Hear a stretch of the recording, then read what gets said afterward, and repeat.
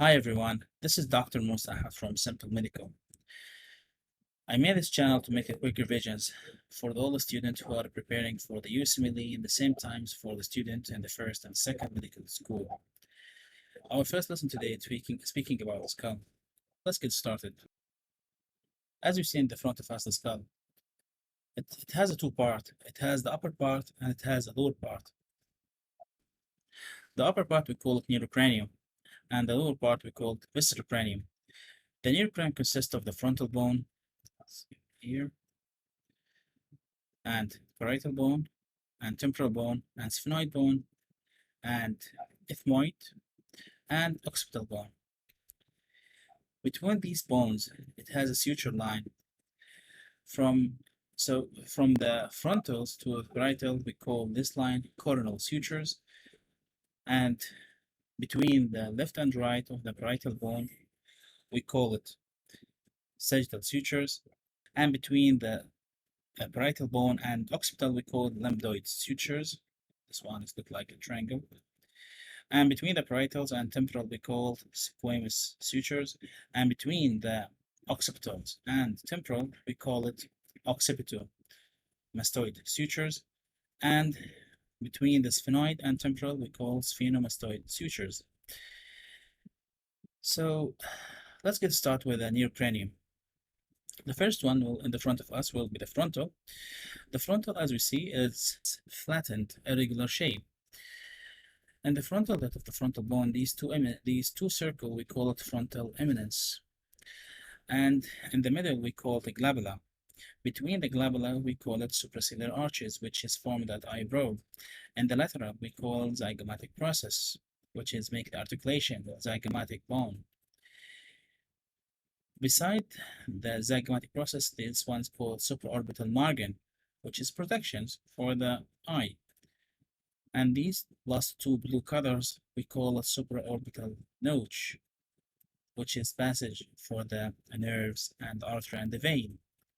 This one from the outside. So let's get started and see in the inside.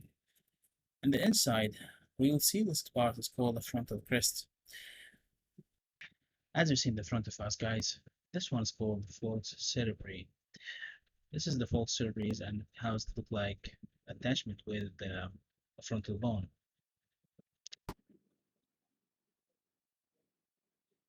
So this is about the frontal bone. Let's start speak now about the temporal and the sphenoid bone. The sphenoid bone, it's look like the butterfly, and it has the greater wings, laser wings, the body, and dorsum sali, and posterior clinoid process, and anterior clinoid process. And between both of them, sella torsicum, where the pituitary gland is situated, and foramen. The first foramen over here, it's called the optic foramen, where the passage for the optic nerve. And beneath it, that we call the foramen rotundum, where the passage for the maxillary nerve. In the lower side, we see this is called foramen spinosum, and this foramen we call foramen ovale. Between the foramen ovale and the body, we call this area pterygoid canal, and this one we call it foramen lacerum, and this is sphenoid surface, is the sphenoidal surface. In this small area, we call fissure, where the passage for the also the nerves of the oculomotor nerves and trochlear nerves. In the lower part also, this one's called the lateral pterygoid plate, and this one's called medial pterygoid plate. So this one from the inside. Now let's see this outside. And these two yellow colors, we call it infratemporal crests of the greater wings. Infratemporal crests. And the lower, this one we call pterygoid process. Pterygoid process. So this is about the sphenoid bone. Let's speak about the temporal bone. The temporal bone, as we see, it's flattened.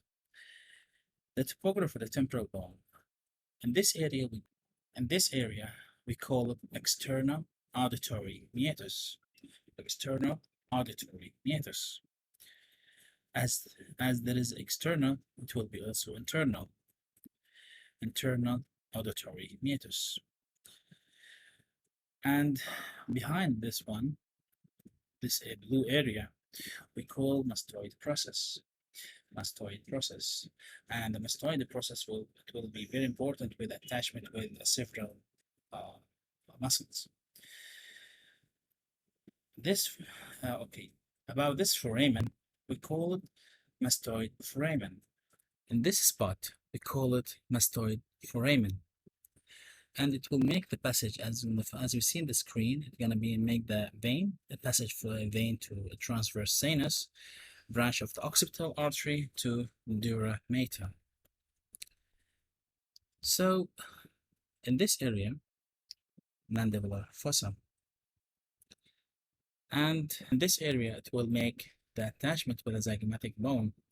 It's called temporal zygomatic process. With these yellow colors, we call it articular tubercle. Articular tubercle. This one from the outside, and now from the inside, as he said, this one's called internal auditory meatus, and this one over here, the carotid canal, as you see, is internal carotid artery and carotid plexus of nerves. This area we call it petrous part of the temporal bone. Styloid process, and will make attachment with the muscles. The orange one we call it jugular fossa, which will make the passage for the internal jugular vein. So this is about temporal bone. Let's speak now about the occipital bone. And the occipital bone, we will see the superior angle and lateral angle. In the middle, this area we call it external occipital protuberance. And between the external occipital, there is a line we call superior nuchal line, and this one is called inferior nuchal line. And this one, the green one, we call it external occipital crest.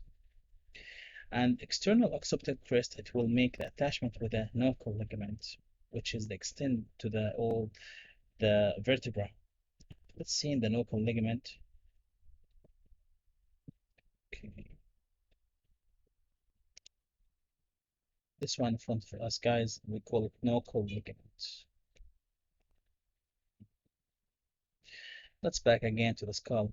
This one, external occipital crest, will make the attachment with a nuchal ligament. In the lower part over here, this one is called the occipital body for sure, but in the lower part over here, this foramen, condyloid foramen, and it will be very important for the passage for the artery and hypoglossal nerve number 12. Okay, and this green color, it's called condyles, and these condyles, it will make the attachment with the first vertebrate. In the last part over here, we call this area foramen magnum, where the vertebral artery and the spinal cord, it will pass to the brain. Okay. In the inside, this line, we call it occipital groove for superior sagittal sinus. Occipital groove for superior sagittal sinus. And this one, with the blue colors, we will call it occipital groove for the transverse sinus. Occipital groove for transverse sinus. In the middle, also, as we said, occipital external. This one, occipital internal protuberance. Occipital internal protuberance. The last part over here, it will be the internal occipital crest, which is attachment with a falx cerebelli. So in this area, in the lateral side in the occipital, we call jugular process, and it will make attach with the muscles. Later we will see the muscles. And this part we call the basilar part, which is articulate with the sphenoid bone. These two area, it's called occipital jugular tubercle. Occipital jugular tubercle. So this is about the occipital. We talked now about the frontal, the occipital, the temporal, and the sphenoid. Now let's start the last part of the neurocranium is ethmoid. So this is the ethmoid bone. The starting from over here, this one we called perpendicular plate. Perpendicular plate. And it will be very important because it's a part of the nasal septums. And this area we called cribriform plate, where the first nerve it will pass through this area. In the middle, we call it crista galli. It will also make attachment with the falx cerebri. And we will see in this one is orbital plate. It will make articulation with the frontal maxilla and palatine, lacrimal, and sphenoid bone.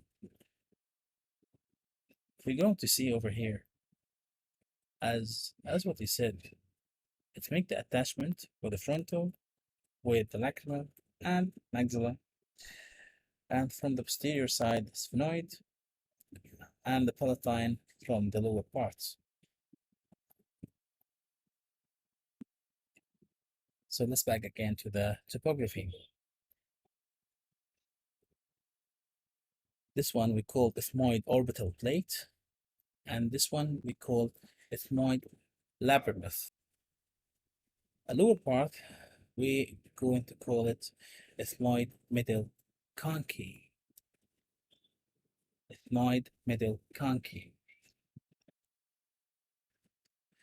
We talked about now the frontal bone and the ethmoid bone and the sphenoid bone and the temporal and parietals and occipital guys. But let's see how they articulate with each others. So I'm going to take out this one. Right. This one can hide. The basilar part, it will make articulations with the sphenoid bone. The sphenoid bone, it will make articulations with the parietals, frontals, and temporal, and also with the ethmoid bone. And the frontal, it will make the articulations with the sphenoid bone and the zygomatic process and the ethmoid bone. And sorry, the parietal bone, so make the articulation with the frontal, sphenoid temporal, and occipital bone. So I finished now speaking about neurocranium. Let's now go to speak about the viscerocranium.